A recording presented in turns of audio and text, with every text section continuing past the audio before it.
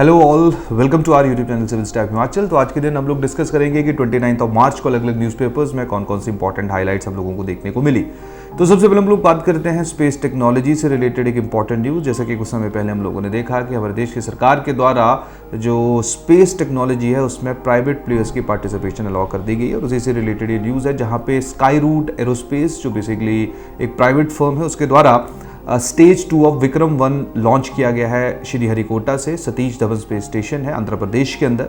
तो ये जानकारी जो अब आप लोगों के लिए इसलिए महत्वपूर्ण है, प्रीलिम्स में भी इस तरह से सवाल पूछे जाते हैं। और हम लोग बात करें एचपीएस जनरल स्टडीज़ पेपर 3 में, तो वहाँ पे भी स्पेस से रिलेटेड जहाँ पे पार्टिसिपेशन प्राइवेट प्लेयर्स की हमें देखने को मिल रही है, तो उनसे रिलेटेड जानकारी और एग्जाम्पल जब आप लोगों के पास होने चाहिए, तो उससे संबंधित ये आर्टिकल जो अब आप लोगों के लिए महत्वपूर्ण है, इंपॉर्टेंट है।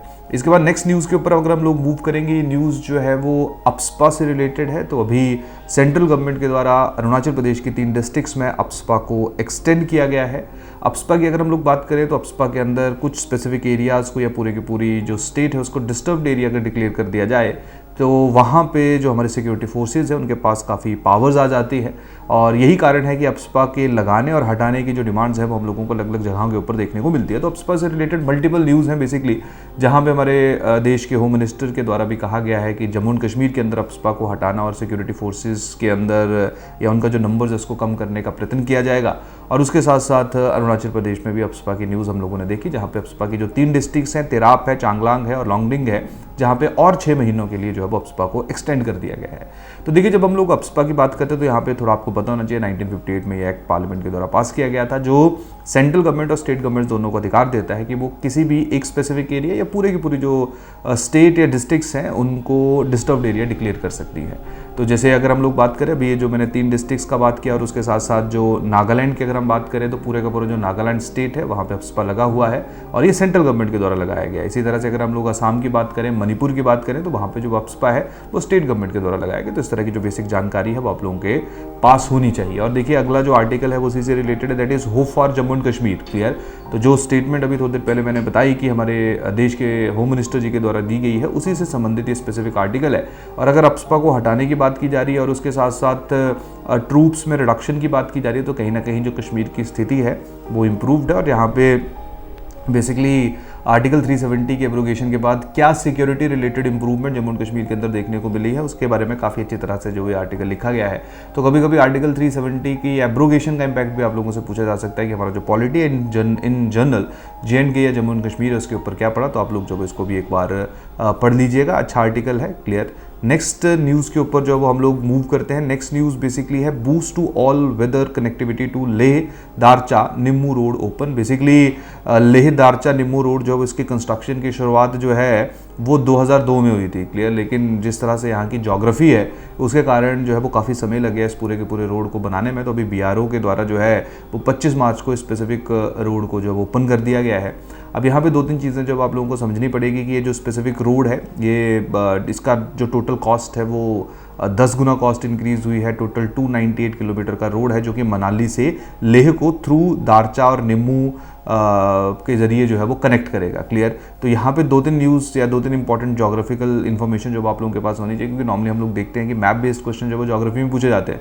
तो यहाँ पे देखिए, आपको पूरा एक मैप दिख रहा होगा स्क्रीन के ऊपर। तो यहाँ पे कौन कौन से जो माउंटेन पासेज है वो 298 किलोमीटर रोड के ऊपर है, जैसे रोहतांग, बारालाचा, नाकी, लचुलुंग, तांगलंग। ठीक है जी। तो ये सारे के सारे, नमकीला, जोजिला, तो इन सब के बारे में जो आप लोगों को आइडिया होना चाहिए कि किस तरह से जो है वो कौन कौन से पासेस हम लोगों को जो है वो इन स्पेसिफिक क्षेत्रों के अंदर या एरियाज़ के अंदर जो वो देखने को मिलते हैं। अब हम लोग बात करते हैं नेक्स्ट न्यूज़ की। नेक्स्ट न्यूज़ जो है वो हिमाचल प्रदेश से रिलेटेड है। ट्रिब्यून के अंदर ये न्यूज़ पब्लिश हुई है। यह speaker to decide on 3 independent MLAs resignation से गवर्नर। तो बेसिकली शायद जैसे आप लोगों को पता होगा कि जो कुछ समय पहले हिमाचल प्रदेश के अंदर जिस तरह से पूरा पॉलिटिकल घटनाएं घटित हुई, तो वहाँ पे जो 6 MLAs थे कांग्रेस पार्टी के, उनको डिस्क्वालीफाई कर दिया गया और उसके इलेक्शन की जो अनाउंसमेंट है वो ऑलरेडी हो चुकी है। और उसके साथ साथ जो 3 इंडिपेंडेंट MLAs थे उन्होंने भी बेसिकली जो वो रिज़ाइन कर दिया था, लेकिन उनके जो रेजिग्नेशन है वो अभी तक स्पीकर के द्वारा जो एक्सेप्ट नहीं किया गया है।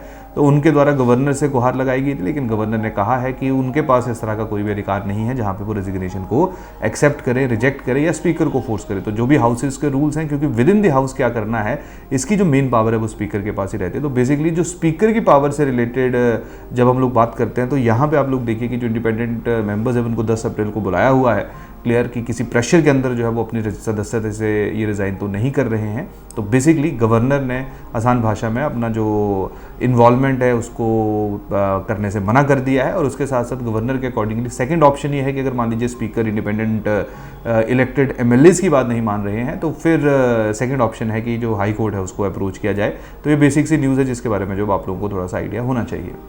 इससे जो नेक्स्ट न्यूज़ है जो इंडियन एक्सप्रेस के अंदर देखने को मिल रही है, बहुत ही महत्वपूर्ण न्यूज़ है। जब भी हम लोग सेंटर स्टेट रिलेशंस की बात करते हैं तो सेंटर स्टेट रिलेशंस में आर्टिकल 200 और आर्टिकल 201 जो है उसकी बड़ी ज़्यादा विशेषता होती है। नॉर्मली जब भी स्टेट के द्वारा कोई बिल पास किया जाता है तो वो गवर्नर के पास जाता है, तो गवर्नर या तो उस बिल को पास कर सकता है या उसको उसके ऊपर पॉकेट वीटो एक्सरसाइज कर सकता है या उसको रिटर्न कर सकता है। नहीं तो गवर्नर के पास एक और पावर होती है कि गवर्नर उस बिल को रिजर्व कर सकता है for the consideration of the president. तो बेसिकली जो है वो ये न्यूज़ उसी से रिलेटेड है कि किस तरह से जो सेंटर स्टेट रिलेशंस है वहाँ पे जो ऑफिस ऑफ गवर्नर है या जो प्रेसिडेंट के पास जब स्टेट्स के बिल जाते हैं और प्रेसिडेंट के द्वारा जब उनके ऊपर यस और नो नहीं किया जाता है तो उसके कारण जो सेंटर और स्टेट के रिलेशन में टसल पैदा होती है, उसका जिक्र जो स्पेसिफिक आर्टिकल में किया गया है। और ये आर्टिकल बेसिकली रिलेटेड तो है कि जहाँ पे जो केरला की गवर्नमेंट उसने सुप्रीम कोर्ट के अंदर पिटीशन डाली है कि किस तरह से गवर्नर के पास जो है पिछले 2 सालों में जो है वो 7 बिल्स जो ऐसे हैं जिसके ऊपर गवर्नर के द्वारा जो है वो एसेंट पास नहीं किया गया है या अप्रूवल नहीं दिया गया है, और जो प्रेसिडेंट है उनके पास 4 बिल्स ऐसे हैं जिस बिल्स के ऊपर जो उनकी तरफ से कोई भी अप्रूवल नहीं आया है, ना ही कोई रीज़न आया है कि क्यों उन बिल्स को जो है अप्रूव नहीं किया जा रहा है। तो कहीं ना कहीं जो केरला की सरकार है उसके द्वारा जो इसको अनकॉन्स्टिट्यूशनल डिक्लेयर करने की बात हो रही है। तो बेसिकली इस पूरे के पूरे आर्टिकल में आर्टिकल 200 और आर्टिकल 200 की बात 201 का जो है जिक्र किया गया है, जो कि कॉन्स्टिट्यूशनल प्रोविजंस है regarding the assent to the bill, specifically तब जब वो बिल गवर्नर के द्वारा जो वो प्रेसिडेंट की कंसिडरेशन के लिए या प्रेसिडेंट के असेंट के लिए रिजर्व किया जाता है। तो इस न्यूज़ को जो आप लोग एक बार ज़रूर पढ़ लीजिएगा। इसके अलावा जो वो बाकी राज्यों का भी जिक्र किया गया है कि जैसे तमिलनाडु की जो सरकार है उसके भी बिल्स से रिलेटेड प्रॉब्लम का जिक्र हुआ है। तो यहाँ पे आप लोगों को सब्सटेंशियल जो है वो एग्जाम्पल मिल जाएंगे जो कहीं ना कहीं जो ऑफिस ऑफ गवर्नर या जो सेंटर स्टेट रिलेशंस है उससे रिलेटेड है। तो ये काफ़ी इंपॉर्टेंट न्यूज़ है। आर्टिकल भी इंपॉर्टेंट है 200 और 201। और उसके साथ साथ जब हम लोग सेंटर स्टेट रिलेशन में ऑफिस ऑफ गवर्नर की बात करते हैं या जब हम लोग जो है वो लेजिस्लेटिव रिलेशंस की बात करते हैं तो उसमें भी आप लोग इस एग्जाम्पल को जो है वो यूज़ कर सकते हो। चलिए नेक्स्ट न्यूज़ के ऊपर हम लोग मूव करते हैं। नेक्स्ट न्यूज़ जो है वो H5N1 से रिलेटेड। H5N1 की अगर हम लोग बात करें तो ये एवियन यानी कि बर्ड फ्लुएंजा है या बर्ड फ्लू की तरह है। तो अभी धीरे धीरे देखा जा रहा है कि हर जगह जो है वो स्प्रेड हो रहा है। क्लियर, बर्ड्स के अंदर तो है ही, एनिमल्स के अंदर भी देखने को मिल रहा है। और अभी कुछ समय पहले जो है वो कंबोडिया की हेल्थ मिनिस्ट्री के द्वारा कहा गया है कि 9 ईयर्स ओल्ड एक बच्चा था, उसकी जो भी इसके कारण जो है वो मृत्यु हो गई है। तो यहाँ पे बेसिकली आपको ये जानकारी जनरल देखने को मिलेगी किस तरह से इसका स्प्रेड हर जगह देखने को मिल रहा है। और एंड में ये भी लिखा गया है कि what are the various factors responsible for the spread of this virus. तो इसमें जैसे क्लाइमेट चेंज को भी इसका रीज़न माना गया है। और उसके साथ साथ जो क्लाइमेट चेंज के कारण जो पूरा मैरीन इकोसिस्टम डिस्टर्ब हुआ है, जिसके कारण बहुत सारे जो एनिमल्स हैं वो कुछ फिश के ऊपर डिपेंडेंट थे, वो फिश धीरे धीरे खत्म होती जा रही हैं। तो उन एनिमल्स की जो इम्यूनिटी है वो वीक होगी, जिसके लिए जो है वो प्रोन हो जाते हैं किसी भी तरह के वायरल अटैक के लिए। क्लियर, तो इस तरह की जो जानकारी है वो आप लोग यहाँ पे देखने को मिल रहे हैं। उसके साथ साथ क्लाइमेट चेंज के कारण बहुत सारे जो बर्ड्स उनको डिस्प्लेस होना पड़ता है और वो ऐसे बर्ड्स के साथ मिंगल करना शुरू कर देते हैं जिनके साथ ट्रेडिशनली वो मिंगल नहीं करते थे। तो ये भी बहुत बड़ा फैक्टर जिसके कारण जो है वो हम लोगों को ये पूरे का पूरा जो डेडली स्ट्रेन ऑफ वायरस है जिससे बर्ड्स को जो वो ज़्यादा नुकसान पहुँचता है वो ऑलमोस्ट हर जगह के ऊपर जो वो स्प्रेड होता हुआ देखने को मिल रहा है। अब हम लोग बात करेंगे अगली न्यूज़ की। द हिंदू के अंदर पब्लिश हुई है और देखिए ये न्यूज़ जो वो बहुत ज़्यादा महत्वपूर्ण है। और ये न्यूज़ जो भी यूनाइटेड नेशन की एक रिपोर्ट पब्लिश हुई है और ये जो रिपोर्ट है ये बेसिकली जो है वो फूड वेस्ट इंडेक्स रिपोर्ट है 2024 की।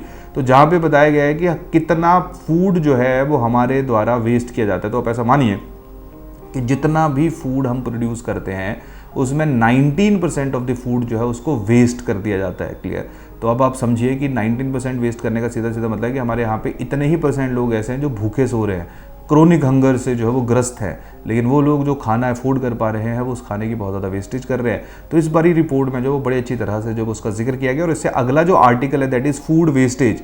तो ये भी इसी की ही इम्प्लीकेशन है, इसी को ही एनालाइज आगे कर रहा है जो ट्रिब्यून के अंदर जो वो पब्लिश हुआ है। तो ये दोनों के दोनों आर्टिकल, पहला आर्टिकल हिंदू का आर्टिकल है, दूसरा ट्रिब्यून का आर्टिकल। अगर इन दोनों आर्टिकल्स को आप लोग पढ़ोगे तो एक से आपको डाटा मिल जाएगा, इन्फॉर्मेशन मिल जाएगी और दूसरे से जो आप लोगों को उसका जो इम्पैक्ट है, उसका जो एक एनालिटिकल पॉइंट ऑफ व्यू है वो आप लोगों को जो वो देखने को मिलेगा। क्लियर, और ऐसा माना जाता है कि जी गरीब देशों में फूड वेस्ट नहीं होता, वो भी ये रिपोर्ट जो वो कहीं ना कहीं झुठला रही है कि अब जो है वो सिर्फ ऐसा नहीं है कि अमीरों के द्वारा फूड वेस्ट किया जा रहा है, ऑलमोस्ट हर जगह फूड वेस्टेज देखने को मिला है, जिसमें क्लाइमेट भी एक बहुत बड़ा फैक्टर है। जैसे फॉर एग्जांपल ऐसे एरिया जहाँ पे जो टेम्परेचर है वो काफ़ी हाई होता है, तो वहाँ पे भी फूड वेस्ट होने की संभावना ज़्यादा रहती है, क्योंकि आप लोग जो है वो बहुत ज़्यादा एक फूड को बड़े जब लंबे समय तक जब वो कंज्यूम नहीं कर पाते। तो there are multiple factors, clear. और उसके साथ साथ ये बेसिकली जो रिपोर्ट पूरे की पूरी बनी है, हर एक देश में जो है वो फूड वेस्टेज से रिलेटेड कोई पैरामीटर नहीं है जहाँ पे चेक किया जा रहा है कि कितना फूड वेस्टेज हो रहा है, नहीं हो रहा है। आई थिंक ये नंबर जो वो हो सकता है उससे भी ज़्यादा हो। तो इस तरह से जो वो ये आर्टिकल काफ़ी रिलेवेंट, काफ़ी इंपॉर्टेंट है, और कैसे जो है वो एक सोल्यूशन के रूप में हम इसको पेश कर सकते हैं कि किस तरह से अगर फूड वेस्टेज को रोका जाएगा तो जो रिसोर्सेज उनके ऊपर भी स्ट्रेस कम पड़ेगा, और उससे उन्हीं रिसोर्सेज को हम लोग चैनलाइज कर सकते हैं जहाँ पे जो पूरी दुनिया के अंदर हंगर मौजूद है उसको एड्रेस किया जा सकता है, क्लियर। तो ये जो है वो सारे के सारे हम लोगों के जो है एक इंपॉर्टेंट आर्टिकल्स हैं। इसके साथ साथ द हिंदू के अंदर एक और आर्टिकल पब्लिश हुआ है जो basically WHO world health organization से रिलेटेड है, जहाँ पे WHO के द्वारा ये चीज़ महसूस की गई थी कि जब ग्लोबल पैंडमिक फैला था, कोविड फैला था, तो वहाँ पे जो इंटर गवर्नमेंटल रिलेशंस या कॉरस्पॉन्डेंस या जो कम्युनिकेशन थी वो बहुत ज़्यादा स्ट्रॉन्ग नहीं थी। तो उसी के लिए जो वो पैंडमिक ट्रीटी की जो है वो यहाँ पे बात हो रही है, तो उसी के ऊपर जो है वो आप लोगों को स्पेसिफिक आर्टिकल जो है वो देखने को मिलेगा।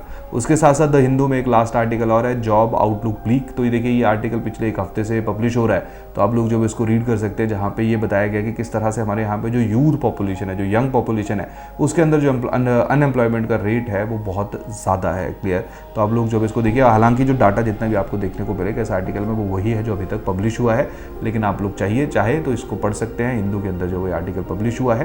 तो ये थी आज की हमारी इंपॉर्टेंट न्यूज़। बाकी हम लोग कल फिर मिलेंगे, तब तक के लिए थैंक यू, धन्यवाद।